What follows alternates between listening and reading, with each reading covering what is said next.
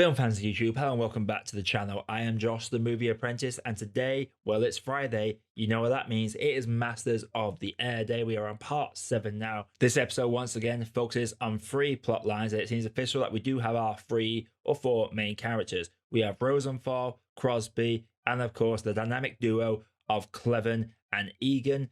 Egan and Clevin are now reunited in this POW camp, which is the same POW camp, funnily enough, that had the Great Escape on the British side of things, and that is directly referenced in this episode. We follow Rosenthal, who has just finished his 25th mission, so he could technically go home now, and Crosby has taken his relationship with Cassandra from the previous episode to the next level, and it's very vague on what Cassandra's role actually is. Now, this episode for me, I'm not gonna lie, I didn't think it was a very strong episode. After episode 6's powerhouse depictions of the strain of war and the humanity behind it, this episode very much follows the same sort of tread. For me, Rosenthal's plot is once again the strongest element of this, as he is having to deal with the fallout that he has done the 25 missions, he has done his duty, but he finds out during the celebration that for him, his job is done, but everyone else's bar is being pushed up. Recruits are now having to do 30 missions, 28 missions are now having to be done by people that have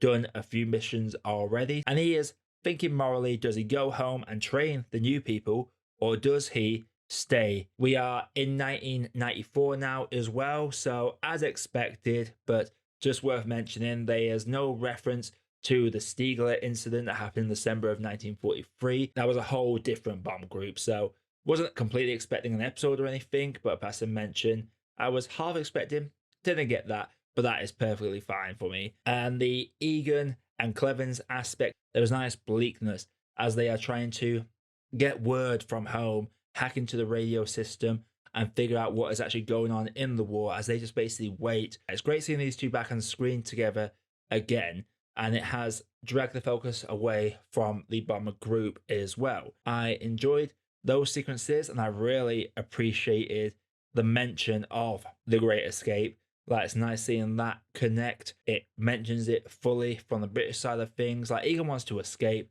Clevins does not. And of course, because this Great Escape has now happened, there's going to be a bit more difficulty on trying to escape this particular POW camp. As for Crosby's side of thing, he does have some good conversations with Rosenthal, and it's nice seeing the development of his relationship with Cassandra in this one. Like, it does kind of get explained away in exposition, which is said a fair bit in this show. I think one problem they have is that they will exposize a few things to get everyone up to speed. Quinn and Bailey did succeed in their escape from Europe back to England, because we see them briefly, and then we get told through more exposition that they had to be sent home purely because if they get shot down again, they now know too much about the escape routes out of Europe and the underground sort of railroad. So they got a free ticket home by surviving and getting back to England. So it's nice seeing those guys actually back, but will it be nice to see the culmination of them getting back to England? That's a minor gripe on my part. But we are getting to that period now where the fatality rates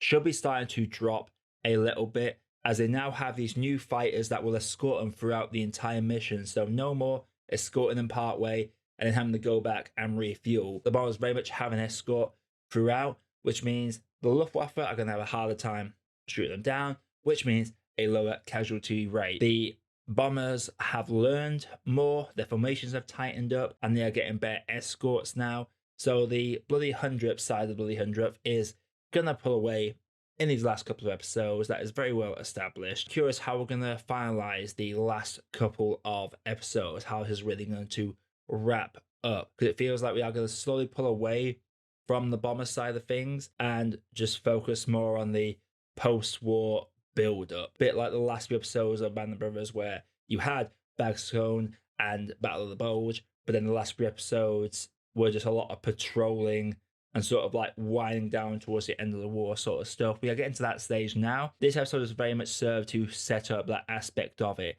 However, I will say it does seem to build up as something on the Cassandra storyline, which is going to be very interesting to look at as another plot thread.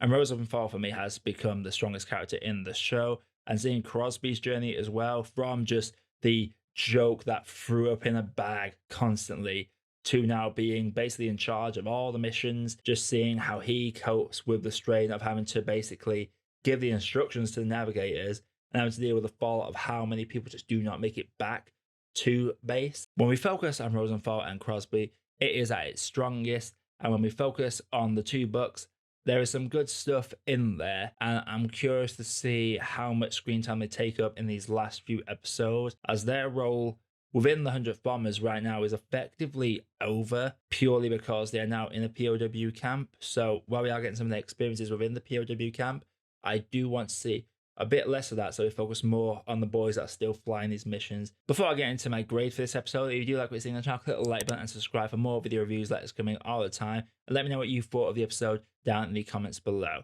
But for me, overall, it is an okay episode of Masters of the Air after the last two really, really good episodes.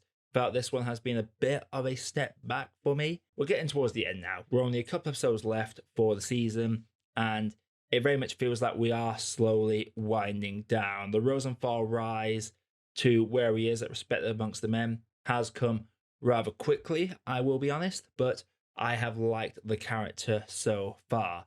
For me, I'm going to have a say that Masters of the Air Part 7 is an okay cup of tea. So Masters of the Air Part 7, have you seen it? If you haven't, let me know you thought down in the comments below. Again, you like what's in the channel, like button, subscribe for more video reviews like this coming all the time. And until next time, everybody, my name is Josh, I am the Movie Apprentice, and I'll see you all in the next video.